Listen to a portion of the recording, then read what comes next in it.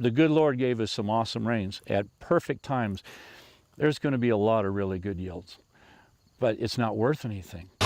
Mike Dobish farms around 1,100 acres of land in Grand Island. He's just weeks away from harvest, and even with a really good yield, he, like many other farmers, could be faced with a rough end of the year. Commodity prices are in the basement, and all the inputs are way sky high.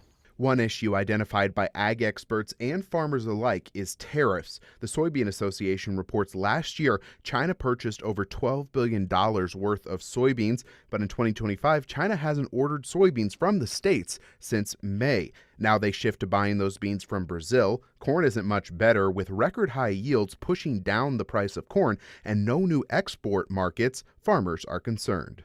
We didn't ask for these tariffs. I don't disagree with them. Trump's not tariffing anybody that isn't tariffing us. We need fair trade, free trade. But I'm not sure he thought it through, or he thought it was going to be better by now. During Husker Harvest Days, the Nebraska Farm Bureau held a roundtable where they dealt with the topic of tariffs in the ag world. And the organization's president, Mark McHargue, says the White House would like to see our commodities used in America first. This administration would love for us to use all of our products up domestically. And that's the reason we're talking about E15 and some of those things. But at the end of the day, in reality, we have products that the rest of the world needs, and we are working on trade agreements.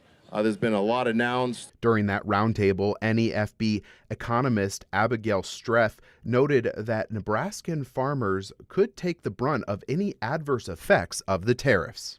Would it be fair, Abigail, that if we get into some trade wars or trade slows down, that it would affect Nebraska possibly more than other surrounding states?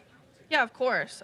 With agriculture being our main economic driver, anything that hurts those markets would obviously affect it.